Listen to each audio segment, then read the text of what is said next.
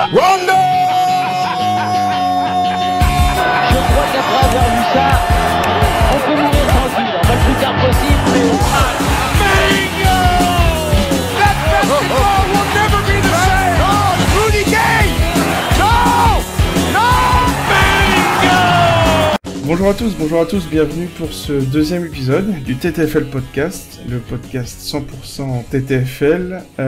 Aujourd'hui, avec nous avons un invité exceptionnel, on va pas le nier, le vainqueur de la saison régulière, ami de la team Narbonne. Thomas, bonsoir, merci d'être avec nous. Salut à tous, merci de m'avoir invité et ravi de pouvoir être avec vous ce soir. Représenter les champions, on est là, champions TTFL. Ouais, ensuite avec ça. nous, on a deux laborantins. Eric, bonsoir Eric. Salut à tous.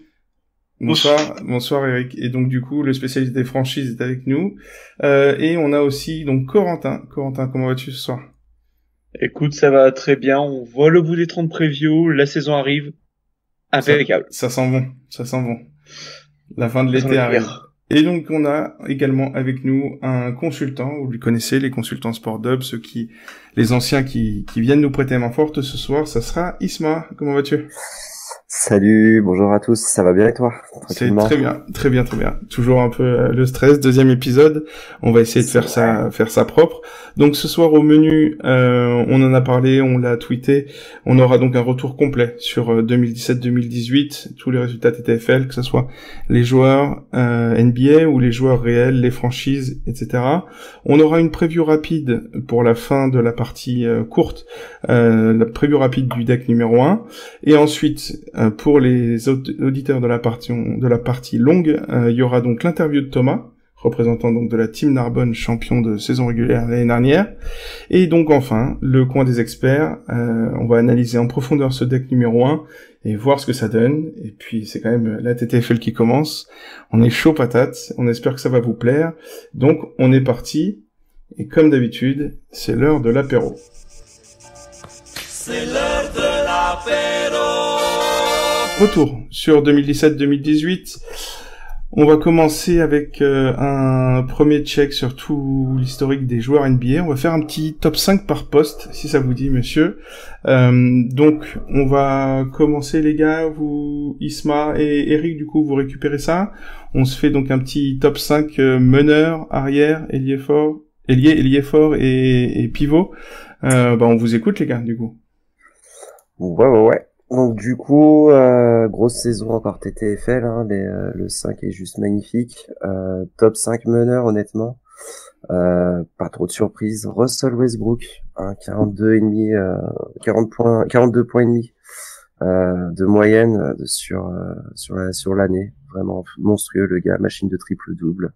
On connaît le gars, quoi. Derrière, pas de surprise non plus, Stephen Curry. Le pyromane ultime, honnêtement, 39 points, juste énorme. Ouais, malgré KD, quoi. C'est quand même assez fort. Ouais, non, mais c'est ça, tu te dis quoi. C'est les mecs, c'est les Golden State Warriors, 5 All-Stars, 6 limite, quoi. Non, excusez-moi, je prends le lead, 39,6 points, hallucinant. Derrière, Damian Lillard, je suis obligé de le tacler, on parle de la saison régulière, on parle pas des playoffs. Franchement, 37,9 de moyenne, bon spot. Malgré McCollum, malgré Nurkic aussi, qui était pas mal aussi. Intéressant, l'année dernière.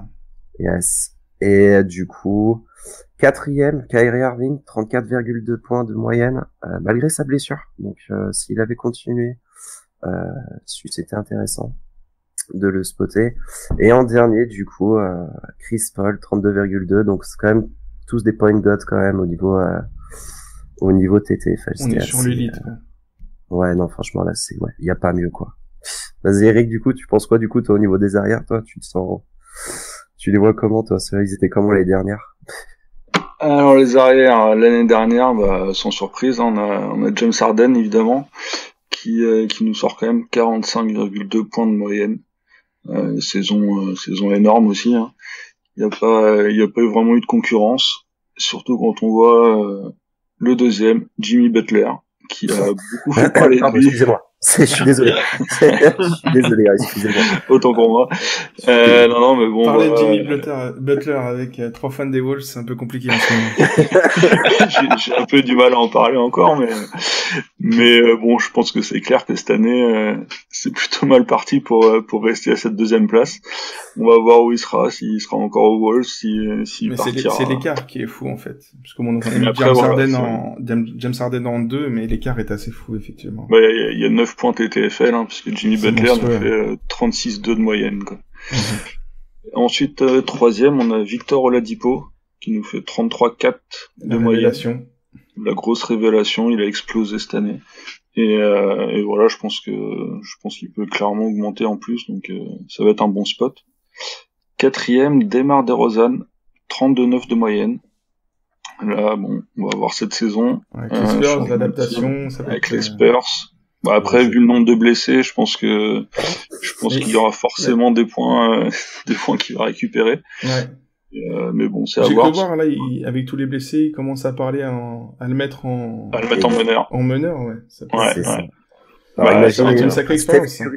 C'est ça, imaginez un D'Angelo Russell, ça démarre des DeRozan, TTFL. Si ça se fait, ça va être rigolo. Ouais, ce sera à suivre. Et le cinquième arrière, on a Devin Booker, 31-9 points de moyenne. Grosse performance aussi sur la saison. Et ça, c'est pareil, c'est un gros potentiel de progrès, parce qu'avec Ayton, le duo peut être sympa. Et si il a des minutes avec pas mal la balle en main et tout ça, ça peut être pas mal augmenter son nombre de passes décisives. Donc ça peut être vraiment pas mal, Il peut faire une meilleure saison encore, ouais. Vas-y, Isma, je te laisse pour les ailiers cette fois-ci. Ouais, pas de souci, merci beaucoup. Voilà, du coup, sans surprise, franchement, LeBron James, le premier, 49,4 points TTFL. 49,4, sans déconner. Sur 82 matchs. Non mais voilà, non mais excusez-moi, je fais que dans le plus grand des calmes. Franchement, c'est impressionnant, quoi. LeBron James, du coup, premier, suivi derrière par son frère, son grand ami, Kevin Durant, évidemment. 42,2 points TTFL de moyenne. Encore une fois, tout à l'heure, on a eu Curry 39,6, Durant 42,2. Voilà, Golden State, c'était quand même un bon spot. 2 à 40. Après, c'est difficile, c'est vrai que c'est souvent chacun son tour. Après, c'est ça que c'est un peu compliqué au niveau TTFL, c'est un peu compliqué. Ouais. Mais c'est le niveau moyen, c'est juste énorme. Baby King en troisième position, Ben Simmons 32,7 points. Ça aussi, c'est juste hallucinant, quoi. C'est une future machine de triple-double, je pense.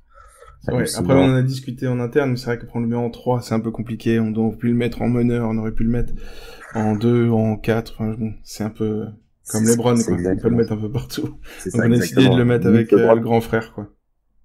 Limite, cette année, LeBron, on pourra le mettre en pivot, les gars, quoi. C'est quand même prodigieux. Ouais, c'est ça. Quatrième, Paul George, 30,3 points. À titre personnel, c'était pas un de mes spots TTFL, moi, les dernières. Je suis vraiment pas chaud sur Paul George, mais voilà, 30,3, ça se prend. Moi, pareil avec Melo, j'avais jamais confiance, en fait, au niveau de la répartition. Et puis, il avait toujours les pires au niveau défense. Enfin, c'était vraiment le défenseur de l'équipe avec la blessure de Robertson. Donc c'est vrai que c'était un peu compliqué. Moi aussi, j'ai pas trop confiance. Mais malgré une belle saison, on le voit, 32 de moyenne, c'est mais c'est vrai que c'était pas, voilà. J'induis personne en erreur. Comment, Eric? 30 points de moyenne, c'est largement honnête. Ah oui, clairement, c'est énorme. Au niveau, si on convertit ça en stats, c'est une superbe saison. Exactement, ouais. Et pour finir, du coup, Chris Middleton, 29,7 points de moyenne. Toujours un petit bon stat en dessous de la trentaine, mais bon, toujours intéressant. Ça dépendait de sa match-up et comment il s'était senti aussi dans ses matchs, quoi. Un peu comme les duos, quoi, parce que je crois qu'on va parler du grec un peu dans pas longtemps. En fait, c'est un peu ça aussi. C'est un peu comme avec KD et Curry, quoi. C'est que quand l'un est absent, tu peux être sûr que l'autre va passer des bons moments, quoi. C'est exactement ça. Donc d'ailleurs, tiens, c'est marrant que tu parles de grec parce qu'en ailier fort, je crois que Eric, il a quelqu'un à nous parler au niveau de ça, je crois. Là, niveau ailier fort, effectivement, évidemment, le premier avec 46,4 points de moyenne, c'est le grand Giannis. Énorme saison. C'était le coup sûr, vous l'aviez dans votre deck, il fallait le mettre direct. Je pense qu'il a pas raté un match, il a toujours fait des énormes stats. c'est le coup sûr et ça va continuer cette saison encore. Spoiler, c'est ce que j'allais dire. Spoiler, ouais. pas mal. Certains l'ont mis MVP chez nous la semaine dernière, donc on va suivre ça avec attention. Et pareil, là, il y a un écart énorme avec le deuxième, Aldridge, qui est que, entre guillemets, à 37,3 de moyenne. Donc il a quand même 9 points de moyenne de retard. C'est énorme. Énorme diff, ouais. C'est énorme, mais c'est vrai que quand on y réfléchit, dans le jeu Spurs, 37,3, c'est quand même important. C'est monstrueux. Bah, avec l'absence de Kawhi, forcément, ça a beaucoup plus joué pour lui. Et puis, c'est avec tout le psychogramme qu'il y a eu pendant l'été, la prolongation, etc. C'est je crois que c'était en gros, voilà, Pop qui dit, ok, on va jouer comme lui aime jouer. On va arrêter de le faire bouger trop. Et donc non, ça lui a bien servi. Il a fait une superbe saison. Là, après, cette année sera à voir avec DeRozan, voir comment ils vont se partager aussi le scoring, parce qu'en TTFL, c'est surtout les points et la réussite qui comptent. Est-ce que ça va bien marcher? Est-ce qu'il y aura les passes? Et puis les moments où il se fait bencher, une fois qu'il a 37, t'es content, quoi. Ensuite, en troisième, on a Blake Griffin, 32 points de moyenne. C'est largement honnête. Il fait aussi une bonne saison, hein, mais bon, il est passé à travers quand même plusieurs fois aussi, hein. Il a fait plusieurs fois moins de 20 quand même. Après, il a fait des grosses soirées. Un peu yo-yo pour Blake, ouais. Après, en même temps, il y a l'adaptation avec une nouvelle équipe. Ouais, forcément, mais c'est pas forcément un safe pick tous les soirs, quoi. Toi, t'en penses quoi, Thomas, du coup? T'es plus Blake ou plus Drummond? T'aimes bien ce duo-là? Ouais, de manière générale, j'aime bien Blake Griffin. Après, pour ce qui est de la TTFL, je me porterais plus vers Drummond pour le coup, parce que voilà, en fonction des match-up, il peut facilement gober 15-18 rebonds, il a des pourcentages corrects, même si le monsieur s'est mis à shooter à 3 points, donc ça fait un peu peur. Pardon. Mais sinon, mi bout à bout, on va attendre un petit peu, hein. C'est vrai qu'avec les 3 points, il fait peur. Ouais. Donc si déjà il met pas ses lancers, ok. Et c'est vrai que s'il met pas ses lancers et qu'en plus il brique à 3 points, il va falloir qu'on attende un petit peu avant de le pick cette année pour voir ce que ça donne. Exact. Et du coup, la suite, on était donc à Blake Griffin, après. Ensuite, quatrième, on a Kevin Love, avec superbe saison. 29,6 de moyenne. Belle saison aussi. Et cette année, ça peut être un pick plutôt pas mal à prendre, sachant que, évidemment, LeBron est parti, donc on va voir au niveau de la TTFL ce que ça va donner, mais moi je pense que ça peut être un bon spot. Ouais, on va peut-être retrouver vous êtes là pour en parler, mais le Love des loups, peut-être. Ce serait pas mal. Franchement, paraît-il que quelqu'un ici a annoncé le retour du Love des loups la semaine dernière en MIP. C'est ça. MIP. Mais franchement, oui, non, il va avoir énormément de shoot, quoi. Ouais, et puis déjà, tu vois, il fait 29,6 de moyenne la saison dernière avec LeBron à côté. Donc je pense que il peut facilement passer au-dessus des 30-32. Souvent décalé en 5. Moi, je le vois même chercher peut-être les 35. Hein, 35 possible à avoir. Ouais. Et du coup, en cinquième, on a Julius Randle qui fait quand même 28,4 aussi de moyenne. Petite surprise. Ouais, belle surprise de cette année de l'année dernière. Ouais. Voilà, du coup, pour les ailiers forts, vas-y, Isma, tu peux continuer avec les pivots.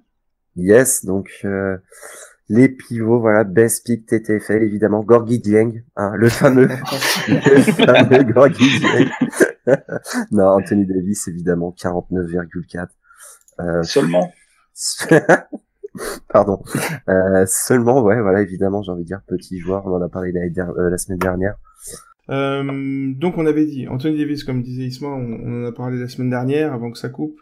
Du coup on avait Anthony Davis à 49,4 de moyenne, suivi de Damarcus, son copain. Du coup on avait mis Anthony Davis en pivot, puisque cette année il va jouer beaucoup en pivot, donc on a préféré le classer à cet endroit-là. Donc Damarcus, deuxième pivot, 42,8. On va voir déjà comment il revient cette année de la blessure.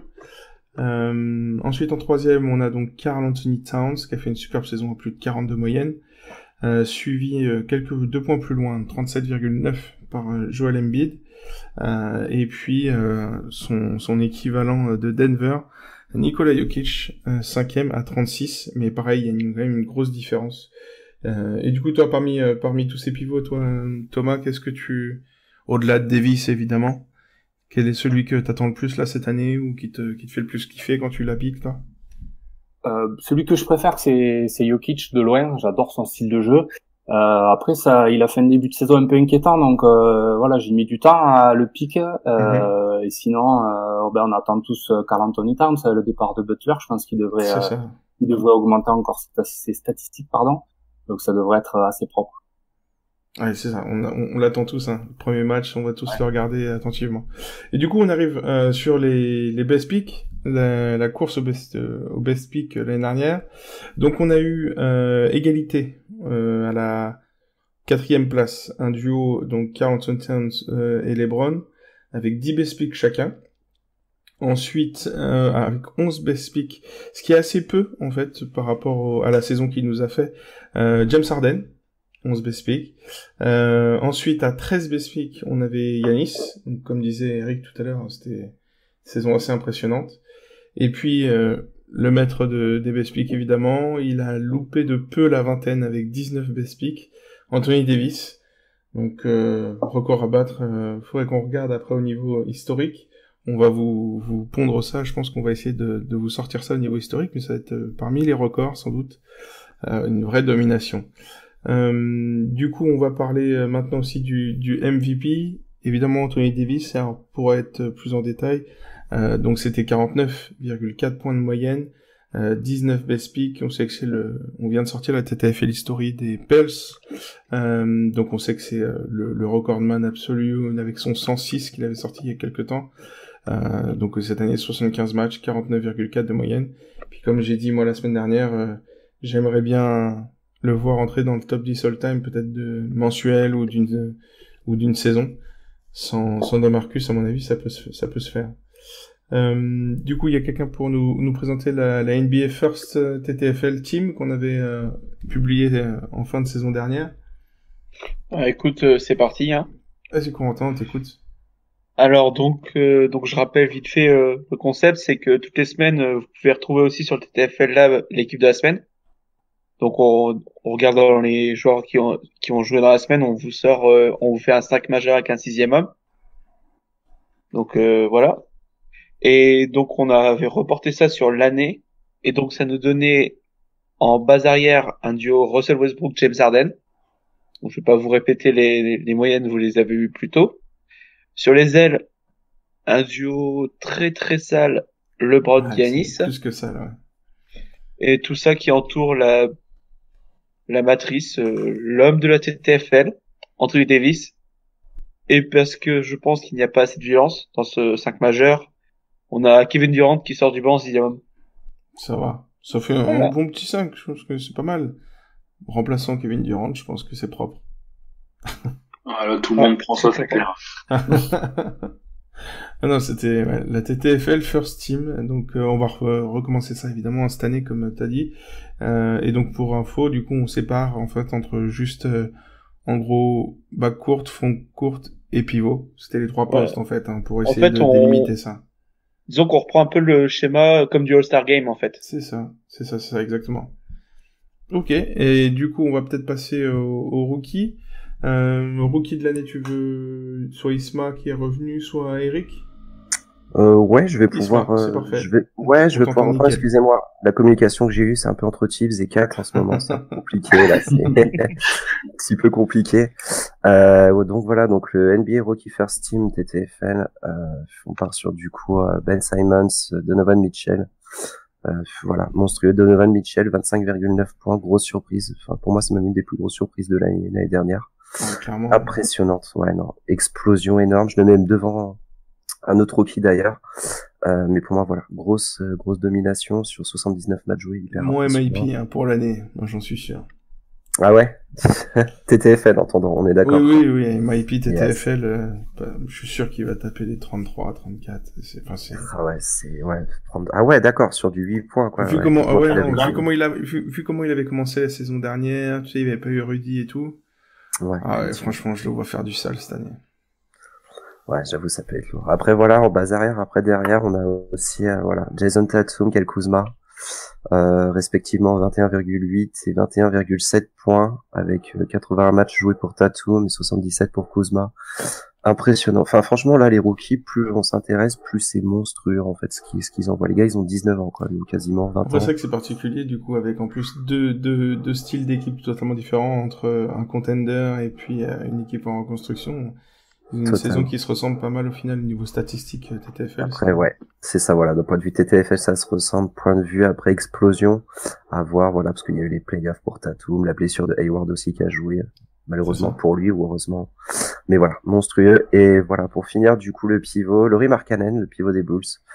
68 matchs joués, 22,1 points TTFL. Voilà, pour un petit spot un dimanche soir en plein après-midi, enfin un petit dimanche, là, c'est sympa à jouer de temps en temps. Tu parlais de surprise et de révélation. Au moment de la draft et quand on le voit arriver, c'est aussi une révélation parce que il a surpris du monde quand même. Totalement, enfin, je voyais ça, et puis c'était marrant, tu te dis, ouais, il va shooter à 3, des trucs comme ça, tu rigolais, quoi, tu te dis, puis d'un point de vue TTFL, tu te penches, tu te dis, pas mal, franchement, c'est mignon. Et du coup, en sixième homme, Collins, 21,3 points, 74 matchs joués. Le chouchou du patron. Monstrueux, voilà, donc ça peut être hyper intéressant, garder un œil sur eux, je pense, cette année. Vérifier bien leur match-up et tout, mais c'est vrai que cette année, ça peut être, très intéressant. En milieu ou en fond de deck, il y en a certains qui sont gravement prenables, hein. Au-delà même de Simmons ou Mitchell qui seront, je pense, très vite des premiums. Ouais, je pense aussi. Les autres sont intéressants aussi. Je pense aussi, ouais, tout à fait. Du coup, messieurs, on va passer maintenant aux joueurs TTFL, IRL, c'est-à-dire nous, les joueurs. On va rendre hommage donc aux différents vainqueurs de la saison. Le vainqueur de la saison régulière à la dernière journée, c'est quand même assez ouf quand même comme histoire. Donc c'est Papy Pap qui a gagné la saison dernière. Donc 6519 points, 38,8 de moyenne, c'est exceptionnel, c'est un truc de fou. Sachant qu'il était deuxième la veille avant le dernier pic, et c'était Hugo PSE qui perd la tête au dernier moment. C'est assez terrible quand même. Enfin, je veux dire, c'est bon. Et on a aussi donc Onliak qui passe lui deuxième. Donc pareil, il était à deux doigts de passer devant Papy Pap, mais il a pas réussi. Donc c'était donc on se retrouve avec un 5, donc Papy Pap, Onliak, Hugo PSE, Martic qui était donc 4e, et Uncle Root Jr. 5e qui complète voilà ce top 5, et ils sont tous au-dessus des 38 de moyenne, hein, largement. Après il y en a certains, on voit qu'il y a eu certains qui ont commencé un peu plus tard, donc qui ont des meilleures moyennes, mais qui sont au-dessus au niveau total de points. Notamment Uncle Root Jr. qui est quand même à 38,86 de moyenne, ou Hugo PSE qui est à 38,88 de moyenne. C'est quand même assez impressionnant. Donc une saison de folie qui s'est décidée au dernier moment, c'était assez fou, hein, à suivre. Ça me rappelle, alors je crois que c'était il y a 2 ans, mais c'était avec les équipes cette fois-ci, où ça s'est joué le dernier jour, je crois, sur le dernier match. Et je regardais ça de loin, c'était ma première année TTFL ou ma deuxième. Et les équipes se taillaient entre elles, mais c'était juste prodigieux, quoi. Tu disais, tu jouais même plus pour toi, limite t'attendais les résultats du matin pour savoir qui était passé devant, quoi. À l'époque, sur une certaine équipe, du pic de l'enfer. On a essayé de publier ça. C'était pas mal. C'est surtout promo. Oui, bah c'est comme je disais, c'est un peu la grande sœur du lab, quoi. Mais en tout cas, bah ouais, c'était fou. Et puis donc pensez à Papy Pap qui va pouvoir regarder cette saison sur son NBA League Pass offert par Trash Talk pour pouvoir gagner avec des TFL. Donc sur sa belle tablette. Bravo à lui. Et puis je pense qu'on peut lancer officiellement une invitation s'il nous entend. Contacte-nous et puis on discutera, on t'invite avec grand plaisir sur un prochain épisode du podcast. Du coup après on va parler des équipes et on a aussi donc on a notre invité qui est là pour en parler. Donc vainqueur de l'équipe TTFL, c'était Team Narbonne, donc n'est-ce pas cher Thomas? C'est ça, très fier, on a fait une belle saison. Et non, ça a été compliqué, vous avez cru dès le début, ou c'était comment? C'était parmi vos objectifs ou c'est venu petit à petit? Alors ouais, honnêtement, on est une équipe quand même de compétiteurs, donc c'était que notre deuxième année. La première, on fait quand même 10e, je crois, donc on est quand même après en play-off en Ligue 1. Donc on repart avec l'ambition quand même de faire un peu mieux, mais bon, pas forcément dans l'idée de remporter le classement. Puis bon, c'est venu petit à petit, on a senti qu'on n'était pas trop mal, et puis le dernier mois, on a pris la tête. Et là, à partir de là, ça a été vraiment sérieux, et on a tout fait pour gagner. Clutch, quoi. Ouais, c'est ça. Et c'est vrai que donc il y a eu un superbe ping-pong entre vous. Donc après deuxième, il y a eu donc Spin Move, l'équipe Spin Move, pareil, qui fait partie des anciens. Ensuite troisième, l'équipe Hoop Genius qui est montée sur le podium le dernier jour. Quatrième, l'équipe Knicks France, donc qui représente la franchise des Knicks. On en parlera un petit peu après avec Eric. C'est quand même la seule fois où ils ont réussi à dépasser des finales, les mecs. Après, on avait donc l'équipe Fat Balls, qui est un peu plus nouvelle. Sixième, l'équipe Dynasty. Septième, les Green Seas, donc l'équipe qui représentait les Celtics. Ensuite, on avait les 24 secondes bons. On sait qu'on avait les bons, les bruts et les truands. C'est les bons qui ont réussi à faire le top 10. L'équipe Jam, qui a réussi à faire 9e. L'équipe Tu mets le pic, merci à tous. 10e, on avait réussi à faire le top 10. Ensuite, on finit vite fait pour la Ligue 1. On avait donc la Tweet Team, l'équipe Trash Talk, 12e, toujours, les patrons sont toujours présents. La AK TTFL, ensuite la Team Rush, 14e. On en parlera un peu plus sans doute quand arriveront les playoffs, puisque c'est quand même eux qui ont gagné les playoffs de la Ligue 1. Et ensuite, on termine cette Ligue 1 avec la Gérarderie, 15e, et la Team CL, 16e, qui a fait pareil un super rush en fin de saison régulière pour accrocher la Ligue 1. C'était une superbe saison. Il y a eu pas mal de changements.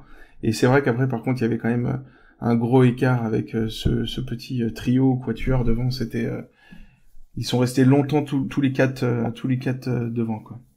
Alors, ce qui est fabuleux, ce qu'il faut rappeler non-stop, je me permets, la TTFL c'est un marathon, on le répète jamais assez, mais c'est monstrueux ce qu'ils ont fait l'année dernière, quoi. Enfin les gars, c'est ça juste. Ça tire la bourre. Hein. Ah ouais, non mais c'est sur 82 matchs, c'est juste énorme, quoi. C'est ça. C'est vrai. Donc voilà, donc bref, on en reparlera un petit peu après, Thomas, mais bravo à vous. La team Narbonne. Et du coup, on va passer aux franchises. Qu'est-ce qui s'est passé du coup? Alors les franchises, comme vous le savez, il n'y a pas vraiment de saison régulière ou de playoffs séparés. Hein. On mélange tout comme pour la vraie vie. Et du coup, Eric, tu nous parles un peu de ta spécialité quand même, parce que c'est toi qui suis les franchises pour le Lab au jour le jour. Effectivement. Et du coup, alors donc il y a deux classements Est et Ouest calés sur le système NBA. Donc juste sur la conférence Ouest, c'est Oklahoma, OKC Thunder FR qui a gagné la conférence Ouest. À l'Est, pardon, c'est bien sûr les New York Knicks qui ont largement dominé la conférence puisqu'ils avaient quand même 1196 points d'avance sur les seconds, les Pacers. Ça s'appelle une dérouillée, je pense que... Voilà, à titre de comparaison, c'est l'écart qu'il y avait entre le Thunder et les Spurs dans la conférence Ouest, sachant que Oklahoma était premier, Memphis deuxième, Sacramento troisième et les Spurs quatrième. Donc c'est un écart énorme. Ils ont dominé de bout en bout, ils ont fait une super saison sans vraiment d'erreur. Et donc, ça leur a valu, évidemment, leur place en play-off. Et là, les play-offs, c'était un peu particulier. Parce que finalement, hormis la finale, ils ont quand même eu des manches assez serrées. Parce qu'au premier tour, ils ont battu les Milwaukee Bucks, mais seulement de 28 points. Ensuite, en demi-finale de conférence, il y avait un beau duel aussi contre Miami, qu'ils ont battu seulement de 35 points aussi, pour arriver en finale de conférence et battre ce coup-ci les Wizards. Mais là aussi, c'était serré, 58 points seulement. Et donc la finale, en finale, ils ont battu Memphis. Et là, l'écart était un peu plus important, 237 points d'avance. Donc on peut se dire que leur technique, je pense qu'ils ont quand même gardé les gros joueurs au fur et à mesure des playoffs. Ils ont pas tout oublié au début, ce qui a valu, je pense, des scores assez serrés. et du coup ils ont pu en profiter en finale. C'est la difficulté des playoffs de la TTFL, hein, clairement, c'est savoir gérer quand sortir tes gros, quand les garder, pour passer mais pas trop, sans trop dépenser de bons spots. Tout en gérant en plus qui va se qualifier ou pas en vrai. C'est ça, je pense que là on peut faire un petit rappel parce que les playoffs, la règle est un peu différente de la saison régulière, c'est-à-dire que en saison régulière on peut pick un joueur et ensuite on peut plus pick pendant un mois. C'est ça. En playoffs, on ne pick un joueur qu'une seule fois sur toute la durée des playoffs. Voilà, pour les rookies, vous êtes pas prêts, on vous le dit. Là, c'est un autre jeu qui commence. C'est ça. Et imaginez juste que quand vous pensez que la série va se finir en 4 ou en 5, et qu'au final ça se finit en 7, et que l'équipe que vous pensiez qu'il allait gagner ne gagne pas, j'ai pas envie de dire Portland, non, mais j'ai pas envie de dire Portland, tu vois. Bah, mais, tu parles de Portland, ça s'est fini en 4, c'était vite fait. Ouais, non, mais voilà, mais c'est l'Avex ou alors Boston avec les Cavs, enfin, c'était cette année, l'année dernière, ce fut difficile, hein. C'est compliqué quand même. Ouais, les rookies, vous n'êtes pas prêts. C'est ça. Préparez-vous. L'an dernier, les finales de conf, ça avait été très très serré, très très compliqué pour la TTFL. Ah ouais. Avec les 2 en 7, où du coup, on a essayé de se garder jusqu'à dernière minute les pick premium de des 2 grosses équipes. Ouais. Non, c'était compliqué. C'était très compliqué. Donc, de toute façon, après, du coup, on peut l'annoncer également officiellement. On aura un invité des Knicks la semaine prochaine. Donc, pour succéder au champion de saison régulière, on aura le champion NBA. Donc, un représentant des Knicks viendra avec nous la semaine prochaine pour l'épisode 3. C'est validé. Ils nous ont donné leur accord. Donc, normalement, si tout se passe bien, on pourra en parler un peu plus la semaine prochaine. Ils nous raconteront leur superbe saison. Comme disait Eric, c'était aussi très impressionnant parce que c'était vraiment très peu d'erreurs. Une saison très stable, toujours dans le top, et non, c'était magnifique, on en parlera un peu la semaine prochaine. Puis voilà, c'est le fait qu'ils soient arrivés premiers dans les équipes NBA, et aussi là, au classement général, 4e, ça veut dire que c'est vraiment une énorme saison, quoi. Et j'en profite de parler des franchises pour saluer et remercier tout le boulot des comptes de franchises français. Effectivement. Que ce soit sur Twitter, sur les sites, sur n'importe quel média social. Ils font vraiment un travail énorme, et si vous pouvez aller les suivre, si vous voulez les infos sur votre franchise, ou même des franchises que vous n'aimez pas, peu importe, ils font un travail de dingue. Bravo. Merci Eric, merci beaucoup. Et puis on a fait une petite liste, je sais pas si vous avez vu, on a fait, le lab a fait un petit tweet là-dessus, on a listé toutes les équipes TTFL et toutes les équipes de franchise TTFL, qui ont des comptes dédiés. Donc si vous voulez suivre la TTFL, allez voir sur ces listes du lab, et vous aurez tous les comptes à suivre. Vous verrez qu'ils seront derrière nous au classement. C'est ça. Du coup, on va passer une preview rapide du deck numéro 1 pour terminer cette partie courte. On est légèrement en retard sur les prédictions. Donc en fait, les prédictions, c'est quoi? Donc selon les impacts, c'est vraiment des analyses statistiques. Donc évidemment, elles sont pour l'instant un peu perfectibles. Parce que déjà, s'il y a du facteur humain, et puis en plus que là, pour l'instant, elle s'est établie sur le dernier mois de compétition de saison régulière de l'année dernière, pour avoir un maximum de stats, mais voilà, on est obligé de garder ces données-là. Donc du coup, on va passer les bons spots, on en parlera peut-être un peu plus tard au niveau du timing. Sinon, on va parler des 3 joueurs à éviter. Les 3 joueurs à éviter cette semaine, oubliez-les. Ça sera très compliqué. Il y aura donc Westbrook qui est questionable, donc à suivre, mais ça serait peu prudent de le prendre même s'il joue le premier match. C'est vraiment tendu, et a priori il reviendrait plutôt pour le deck 2, voire peut-être le deck 3, on n'est pas encore sûr. Donc suivez le live, n'hésitez pas. On postera évidemment chaque jour des updates sur l'Injury Report. Donc suivez-nous, on vous tiendra au courant. Ensuite, évidemment, Demarcus Cousins, 100%, donc toujours pas d'infos officielles.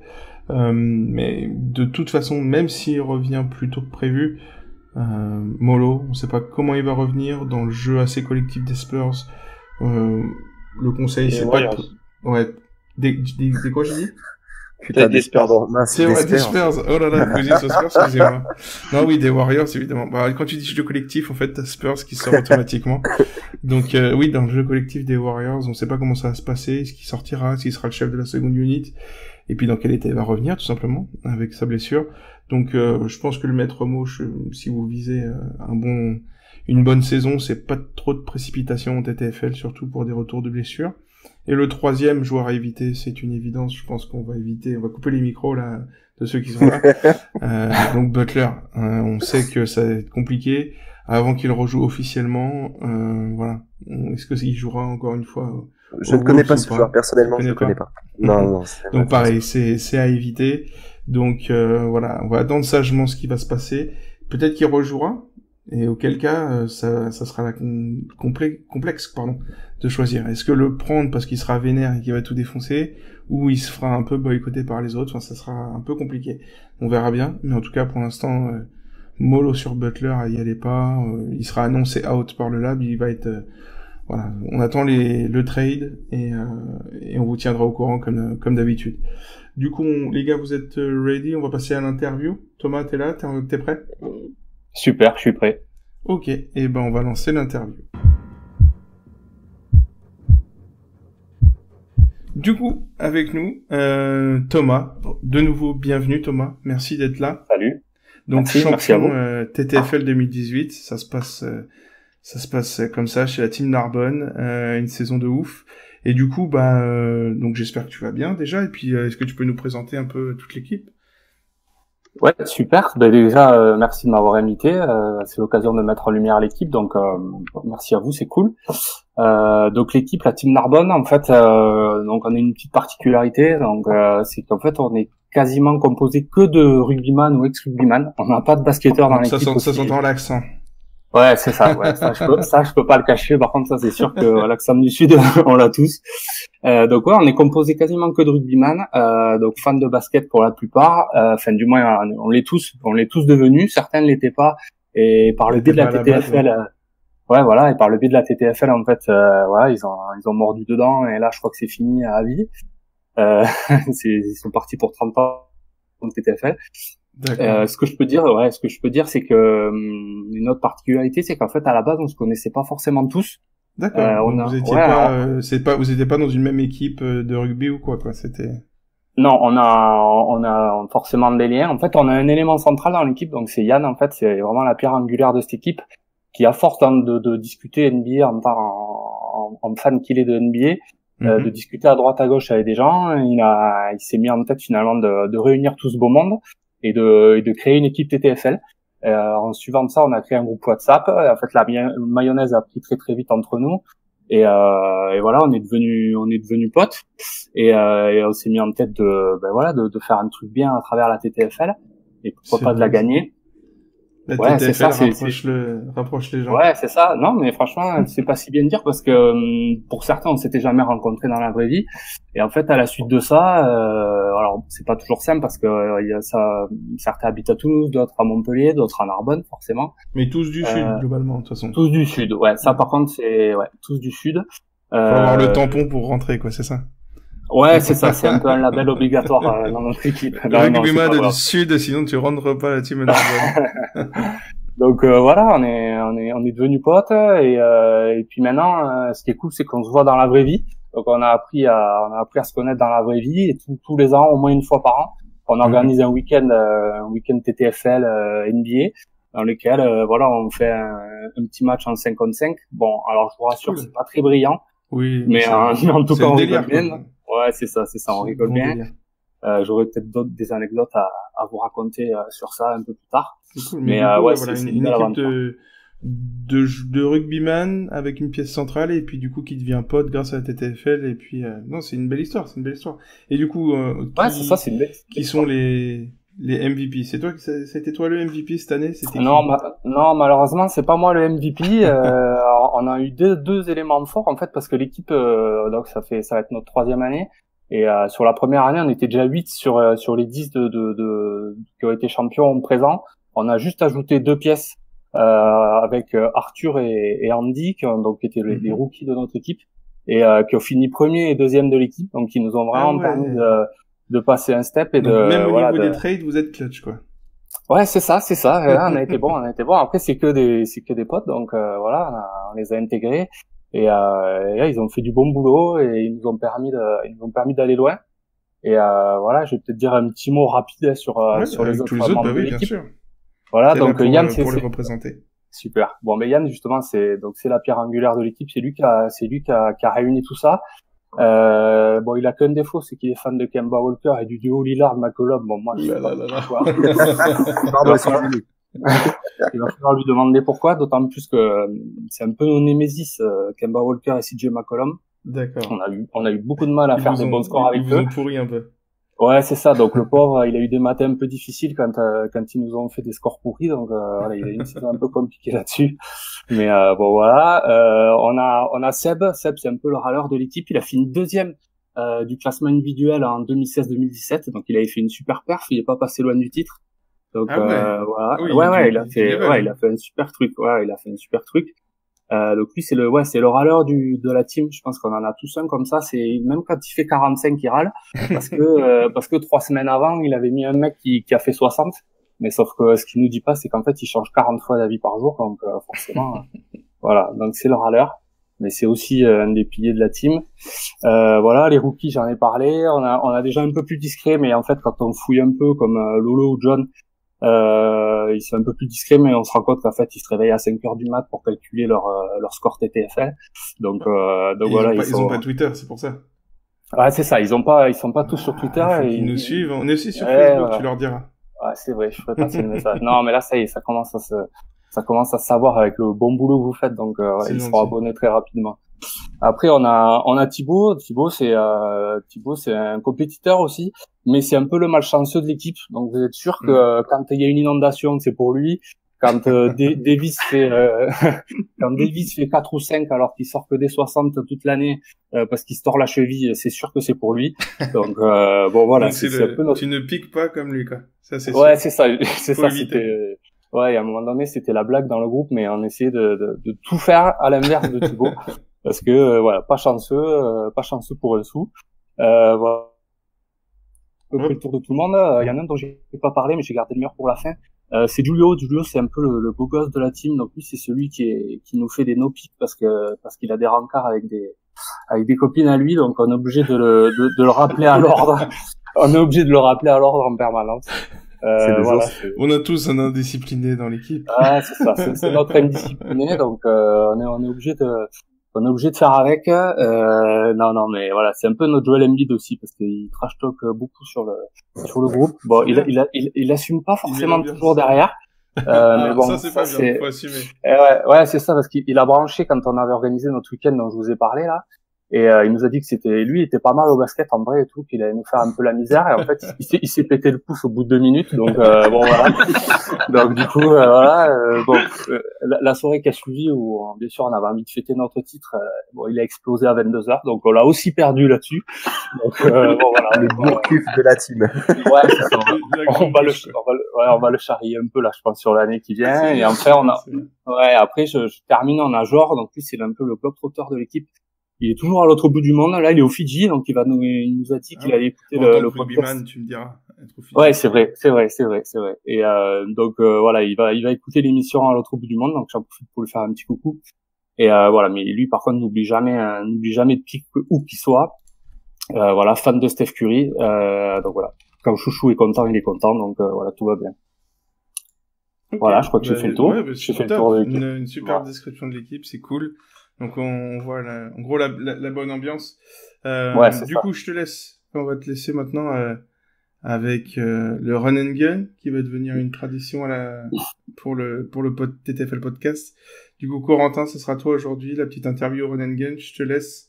Et puis ensuite, on passera au coin des experts après toi. C'est parti, Corentin ? Et c'est parti. Donc alors c'est bon, Thomas, t'es prêt ? Je t'écoute, je suis prêt.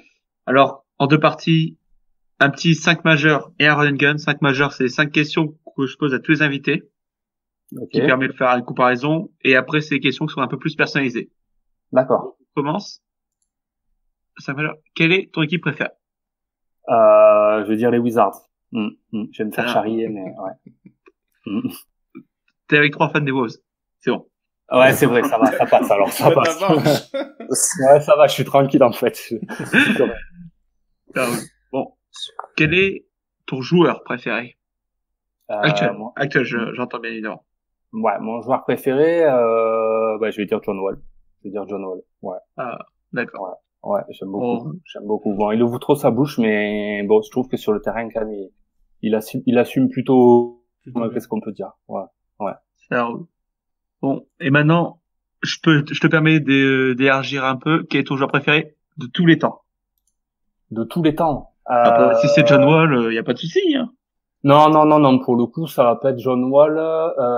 Il faut que j'y réfléchisse, mais je dirais, j'aime beaucoup Scottie Pippen. Ouais, j'ai vraiment kiffé. Parce que, t'es passé à 2 doigts du Michael Jordan, des Wizards. Ouais.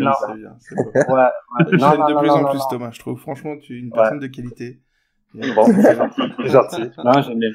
Faire la carrière qu'il a fait à côté d'un monstre, d'une légende comme Jordan, je trouve que c'est énorme. C'est ça. Je peux pas dire mieux. Marc, merci. Ouais. Merci, Thomas. De rien. Avec plaisir. Bon, donc, toi, de ce que je sais, ça fait un petit moment quand même que tu suis le basket. T'avais arrêté un petit moment, mais ça fait très longtemps quand même que tu suis de près ou de loin la NBA. Quel moment, ton moment préféré que t'aies vécu en tant que fan? Ça peut être un match, ça peut être une action précise, un concours de dunk, un truc hors terrain, une déclaration, un transfert, tout ce que tu veux. Alors, il faut que je réfléchisse. De mes plus beaux moments, des moments que j'ai fait le plus. J'ai du mal à te répondre. Bizarrement, j'ai les mauvais moments qui me viennent en tête, mais j'ai pas forcément les meilleurs. Ce que je peux te dire, parce que fan des Wizards dernièrement, c'est pas non plus exceptionnel. Est-ce on peut switcher à quel moment qui t'a le plus marqué, quoi? Et le moment qui m'a le plus marqué, mais bon, négativement, parce que j'aime beaucoup aussi les Warriors, c'est le 3-1 et le retour la victoire des Cavs 4-3.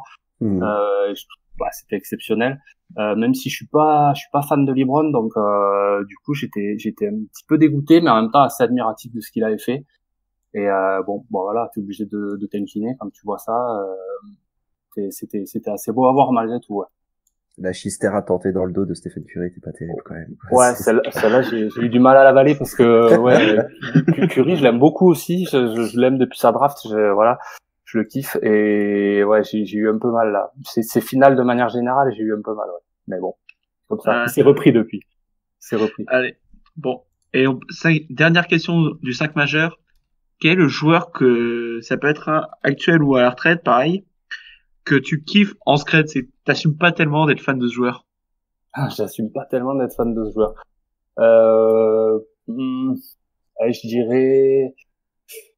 Je dirais Blake Griffin. Blake Griffin, j'assume pas trop parce que bon, je trouve qu'il a vraiment une carrière assez aléatoire.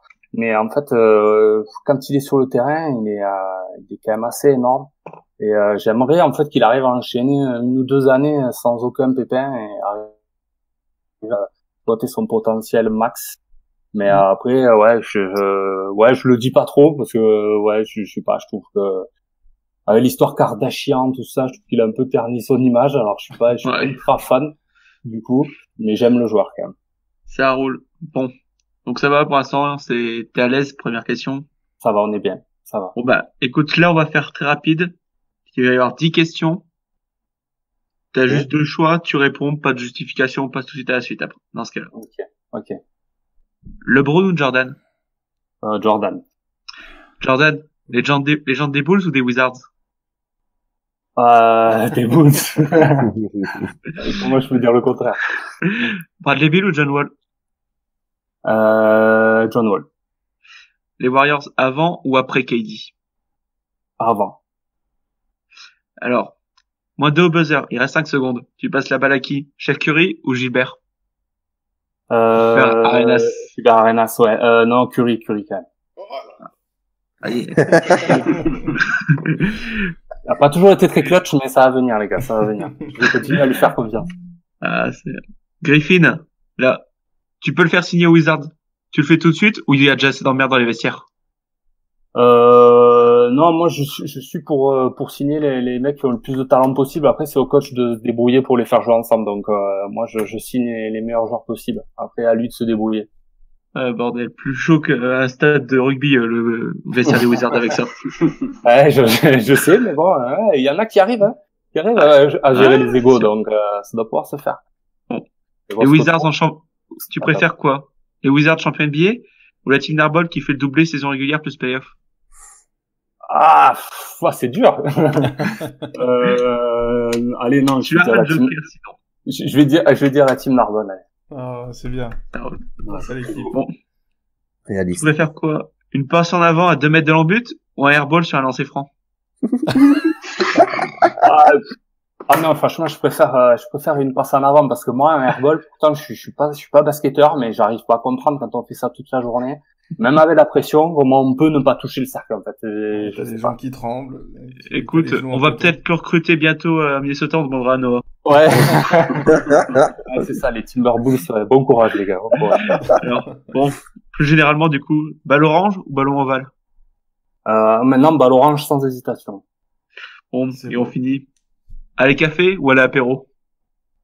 À l'apéro. À vrai du Sud. Ah bah obligé. Merci beaucoup, Corentin, du coup.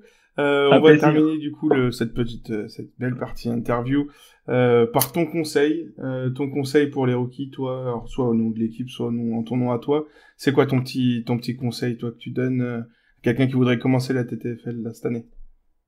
Mon petit conseil, bon, bah, déjà, c'est parce que je pense qu'on part tous dans l'idée qu'on va mettre un choix et qu'on le bougera plus, mais ça, il faut qu'ils oublient parce que ça ne marche jamais et on le fait, personne ne le fait jamais.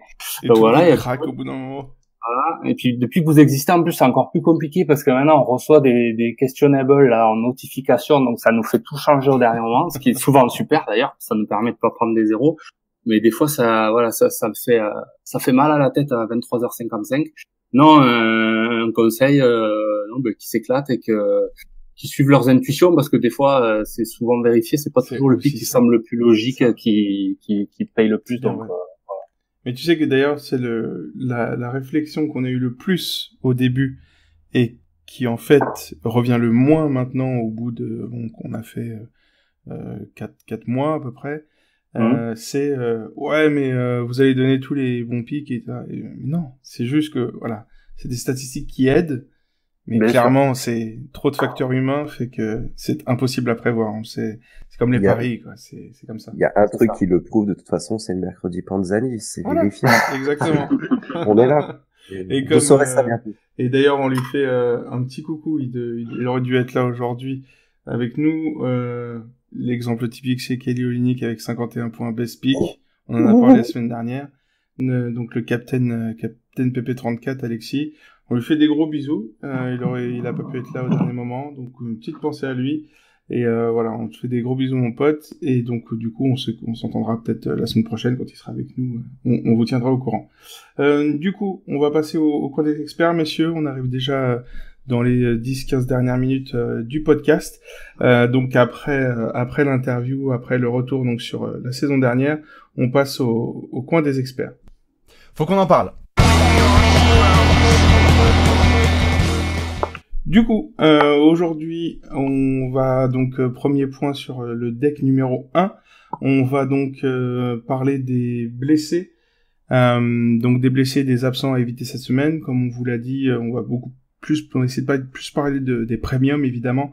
Donc on a déjà vu Westbrook, DeMarcus et Butler qui seront donc absents, en tout cas à surveiller.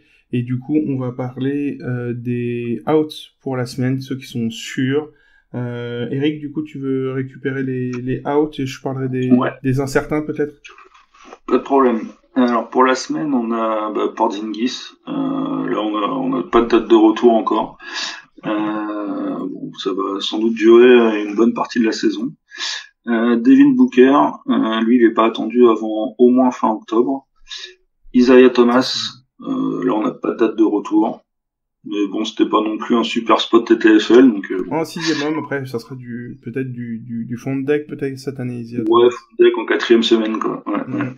Et puis Mark Cannon, qu'on a parlé dans la team rookie de l'année, lui il sera pas de retour avant le mois de novembre.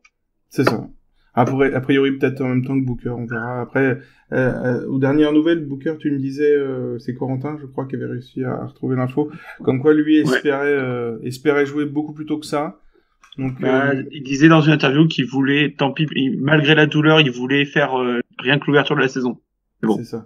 suis pas sûr que ça soit judicieux. Après, au niveau TTFL, pareil, entre les potentielles grosses défaites, Ayton qui va briller, si Et le match vraiment qui il a va pas mal, bien. je suis pas sûr que ça soit vraiment le meilleur moment. Comme on disait tout à l'heure, je pense, enfin, peut-être on sera tous d'accord, mais en tout cas, pas de précipitation, quoi, en tout cas, sur le retour de Booker. Je pense qu'en plus, c'est le blessure à la main. Et je me souviens plus. Oui, c'est ça. Si c'est le poignet ou la main. Main. Je crois que c'est la main. Voilà, la main. Donc, pas de précipitation. Merci beaucoup, du coup, Eric, pour ce petit, donc ceux-là, vous les oubliez globalement pour la semaine, ça c'est sûr pour le deck numéro 1. Ensuite, au niveau des incertains, du coup, on va voir pour la semaine à suivre. Donc la plupart sont des suivre ce qu'on appelle au day to day, c'est-à-dire des blessures au jour le jour qui vont sans doute s'updater, et comme on vous le dit à chaque fois, 3 updates quotidiennes sur les injury reports faits par Magic Ben Johnson, notre infirmier à nous.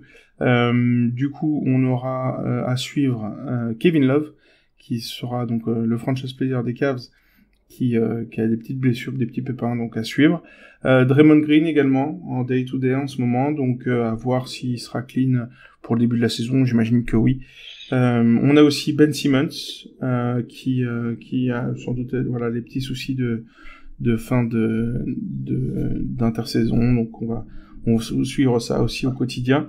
On a Rudy Gay, qui peut être un bon spot chez les Spurs, selon les match-up. Donc lui, clairement incertain pour le match 1. Ça devrait aller pour la suite, mais pour le match 1, il devrait être dehors. Et puis on termine avec Dwight Howard, pareil, qui est un peu blessé en day-to-day. Donc à surveiller, surveillez bien vos notifications. On vous enverra ça avec les updates de l'injury report de Magic. Il vous dira tout ça petit à petit. Mais en tout cas, ces jours-là sont à surveiller. Du coup, on va passer au jour par jour. On va vous donner, donc ça sera vraiment le pur quoi des experts. Vous donner les opportunités. Donc les opportunités, c'est quoi? C'est pour ceux qui connaissent le fameux énorme tableau de stats qu'on avait réussi à pondre grâce à Ballin' Dirty. R1. Donc c'est basé sur les impacts défensifs de chaque équipe, selon le poste du joueur analysé, et selon s'il joue à la maison, à l'extérieur, en back-to-back, etc. Donc tout ça donne une note d'opportunité. Donc comme je vous ai dit, qui pour l'instant comptait sur la fin de saison dernière, puisqu'on est obligé de garder un mois de stats. Donc voilà, on va commencer donc avec ce mardi 16. Un contexte difficile pour l'ouverture, on l'a tous compris, avec un match avec 2 grosses défenses, et puis un autre où avec l'absence, comme on a parlé de Westbrook, ça pourrait partir un peu en autre boudin. Donc en opportunité positive, on a Curry avec une défense d'OKC qui donne un peu plus d'1 point sur le poste de meneur, et Curry à domicile qui est souvent en feu, qui a en général 3,5 points de bonus sur rien que le fait de jouer à domicile. Donc ça peut être parmi les bons spots du premier jour. Par contre, si Westbrook est dispo, clairement, ça sera un joueur à surveiller et à pick potentiellement. Il adore jouer à l'extérieur. La défense de Warriors sur les meneurs a un impact quasi nul. Et puis, on sait, quand il joue Kevin Durant, ça se chauffe. Donc, ça sera forcément à suivre. Et puis, dans le middle, on va mettre donc Kevin Durant et Paul George. Ils vont se rentrer dans la bouche. Pas sûr que ce soit le bon spot à choisir. Du coup, on passe au mercredi, où il y aura énormément de matchs. Qui récupère du coup Eric récupère le mercredi. Mercredi, ouais. Donc mercredi, effectivement beaucoup de matchs. Bon jour pour la team Néfin. On aura, nous on a choisi du coup par rapport aux opportunités 2 choix. Donovan Mitchell d'abord, Utah contre Sacramento. Alors là, le risque, par contre, c'est le blowout avec la grosse défense d'Utah. Mais voilà, Donovan Mitchell, on sait qu'il peut sortir des grosses stats, même avec un temps de jeu assez limité. Et on a aussi Giannis qui il a sorti une pré-saison de dingue. Il finit sur son dernier match de pré-saison avec 65 points TTFL. Et là, il se rend à Charlotte, donc ça peut être un gros spot. Et aussi, là c'est une opportunité peut-être un peu moins que les deux, mais on peut voir aussi la raquette Griffin-Drummond qui joue contre Brooklyn. Donc là, il y aura pas forcément. Il faudra voir après l'évolution aussi du coup de la qualité défensive de la raquette de Brooklyn. C'était cadeau. Là, on verra. C'est toujours un peu compliqué après le début de TTFL. C'est à la fois prendre des gros joueurs, mais aussi en garder un petit peu pour après. C'est vrai que. Et oui, faut voir comment les équipes se comportent au début de saison. C'est ça. Du coup, on passe aux belles opportunités qu'on pourrait avoir jeudi. Du coup, Isma. Ouais. Carrément, donc jeudi, la meilleure opportunité de toute façon, LeBron de retour à l'Est, hein, il a le double des clés, il rentre quand il veut. Portland, ça va être son premier match avec les Lakers, donc ça va être quelque chose de très sympathique, personne peut l'arrêter honnêtement là-bas. Petit duel à distance aussi à regarder avec Lillard qui sera en mission après des playoffs, hein, j'en reviendrai pas dessus, je vais pas dire le mot honteux, mais il est présent quand même. Donc ça pourrait être... honteux, ouais, c'est peut-être un peu fort, mais non, on va dire niveau mental, on va dire honteux. Voilà. Mentalement, c'est chaud. Non, ouais, très difficile pour lui, mais je pense qu'il a à cœur de se rattraper. Ça peut être vachement sympa, ça peut être aussi sympa aussi, petite dédicace à Thomas. John Wall face à Miami, qui n'a pas Dragic, donc ça devrait le faire normalement pour lui, le TGV Wall. Je pense qu'il s'arrête pas entre la gare, il va y aller direct au panier. Ça va être hallucinant, je pense. Il est aussi, il a hâte de marquer en fait la saison des Wizards. Par contre, voilà, niveau mauvais trip à prendre, ça serait Whiteside versus Howard. Ça va être très compliqué, je pense. Entre les deux, ça va être bouché. Ils vont se tirer la bourre, donc ça va être compliqué. Ouais, c'est dangereux comme match. Voilà, donc ça peut faire une boucherie, hein, mais après de quel côté Voilà, c'est ça. Ça risque d'être un qui tout double, donc il y a des choses beaucoup plus safe. LeBron, Portland, nickel. Ok. Et du coup, on passe au vendredi, du coup, avec Corentin. Ouais, c'est parti. Bon bah écoutez, vendredi, il y a vraiment deux grosses opportunités à prendre, deux des intérieurs. On a Anthony Davis qui part à Sacramento. Voilà, c'est bon. Vous avez compris? Pas besoin d'en dire plus. Non, c'est bon. Et on a Kevin Love à Minnesota. Donc on a Love, je l'ai annoncé la semaine dernière. Je le vois MIP, il va être beaucoup plus violent que l'an dernier. En face, c'est Towns, peut-être pas le roi de la défense. Donc bon, la moisson de points TTFL. Je vous l'annonce, il y a le pic de Monsieur Uncle Peps sur ce soir-là. D'accord. Voilà. J'ai tellement envie de te faire une renard test à Détroit, mec. Je vais te trouver. Et, du coup, ok, bah écoute, nickel. Et on va récupérer samedi. Après, du coup, on demandera à Thomas voir si lui il a un truc qui lui dit pas mal cette semaine. Samedi, les opportunités plutôt positives. On a Kyrie. Après avoir passé une journée de vendredi sur la grosse défense, une grosse défense, il aura un back-to-back, j'ai perdu le nom là, mais... Il affronte Toronto le vendredi. Voilà, il fait Toronto le vendredi, et du coup, après ça, ils seront au Madison Square Garden. Je pense que ça peut être sympa. Niveau statistique, le niveau de l'année dernière, c'est un bon positif pour lui, et clairement, ça peut être vraiment cool, sachant que même si c'est pas Nilikina qui va l'arrêter. Donc on aura le petit Knox qui va s'occuper des ailiers, on aura le Kanter qui défend pas ouf mais qui s'occupera d'Harford qui va le faire chier physiquement. Donc je pense que Kyrie peut être un très très bon spot. Ensuite on a Harden vs les Lakers, le duel des distances avec LeBron. Je pense que là clairement c'est le quartier du vieux barbu comme on dit. Et ça sera, je pense, pour moi, c'est le best pick de ce samedi. Donc à voir si vous l'aurez encore. Et puis ensuite, on peut aussi penser, dernier petit truc, c'est Embiid contre Bamba. Je pense que ça peut être sympa. Ou Lamarcus pour Portland, qui aime bien les salir. Donc c'est deux petits spots éventuellement, si vous avez la possibilité de les jouer, à voir ce que vous avez encore après la fin de ce premier deck. Du coup, le dimanche, on en parlera dimanche prochain. Messieurs, on se met tous d'accord, on verra qui sera avec nous. Et du coup, toi, Thomas, est-ce que tu parles dans cette semaine là, cette première semaine, est-ce que toi t'as un bon truc, un bon feeling sur quelque chose? Ouais, je suis là. Ouais, je suis là. Donc du coup, est-ce que du coup sur la première semaine, est-ce que t'as un bon feeling toi sur un des spots dont on a parlé? Oui, rien de révolutionnaire, mais voilà, LeBron pour son premier match avec les Lakers sur la défense de Portland, je vois pas comment ça peut ne pas faire un carton cultissime, surtout quand on voit la défense sur les postes 3-4 de Portland. Après, certains voudront le garder pour le premier match à domicile, peut-être. C'est vrai aussi. Bon, moi je pars du principe. Ouais, je pars du principe que quand on a LeBron, il faut le poser, mais bon, voilà, après chacun sa stratégie, mais ouais, de toute façon, c'est une valeur sûre, je pense, sur Portland, premier match, c'est pas mal. Ça devrait le faire. Voilà, espérons qu'il soit pas DNP, quoi. Ouais. Espérons, pour lui et pour le spectacle surtout. Et après, dans les mauvais spots, moi, je dirais Paul George pour le premier match de la saison, même avec l'absence présumée de Westbrook, j'ai peur qu'il surjoue un peu et, ouais, avec les bons défenseurs que sont Klay Thompson ou Kevin Durant, je le garderai un peu sous le coude quand même. D'accord. Voilà. Eh ben écoute, merci beaucoup en tout cas, merci à tous. On arrive à la fin de cet épisode 2 du podcast. Premier épisode qui commence à ressembler à ce que vous aurez chaque semaine.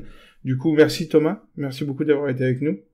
Merci à vous, c'était un vrai plaisir, c'était cool. Merci. Et du coup, après un peu plus d'une heure, donc on met fin à ce podcast TTFL, ce TTFL podcast. N'hésitez pas donc à nous rejoindre. Merci à tous de nous avoir écoutés. Merci. Donc n'hésitez pas à nous rejoindre sur tous les réseaux sociaux. Donc Twitter sur le hashtag TTFL évidemment, on traîne toujours par là-bas. Si vous avez des questions, des remarques, quoi que ce soit, vous nous dites sur le hashtag TTFL podcast. On est là. On est aussi, pour ceux qui veulent, sur Facebook, sur Instagram. On a Anna qui gère ça maintenant de manière quotidienne. Vous cherchez TTFL LAB et on sera là pour vous. On est aussi énormément sur le Discord de Trash Talk, évidemment, avec notamment Roudou et Magic, comme on vous l'a dit la semaine dernière. Donc on vous le rappelle, ce podcast sera disponible donc toujours en version courte et en version longue sur le SoundCloud, YouTube, aosha.com et également maintenant, on vous l'a dit sur Twitter, sur Spotify et normalement ensuite en replay sur trashtalk.co, le petit site qui monte bien. Donc un immense merci à tous de vos retours, déjà très nombreux les gars, je pense qu'on est tous heureux de ces premiers retours, il y a beaucoup de monde, on a dépassé les 2 ou 3 000 écoutes sur SoundCloud dès les premiers jours, donc c'est vraiment sympa, même si on a eu des petits problèmes de son la semaine dernière, donc on espère que ça va être mieux, on espère que vous êtes contents, on espère que vous êtes chauds, cette première saison TTFL du Lab de manière du début à la fin va commencer. Donc merci à tous, du coup je refais un petit tour. Merci Isma d'être venu. Merci beaucoup à vous. Suivez-les, voilà, TTFL sur Twitter, TTFL Lab, suivez-les. Et merci beaucoup aussi à Thomas, du coup, c'était un plaisir. Merci à vous. Merci, du coup, Eric, on se dit sans doute la semaine prochaine pour... donc on a dit l'invitation officielle faite au New York Knicks, champion des franchises, du coup. Ouais, des Knicks on va voir s'ils vont refaire la même saison. Et en tout cas, je souhaite une très bonne saison TTFL à tous les joueurs. Super. Et donc, merci Corentin. À la semaine prochaine. Allez, pas de souci. À la semaine prochaine tout le monde. Et du coup, voilà. Donc, on va vous offrir un maximum d'infos pour cette nouvelle saison.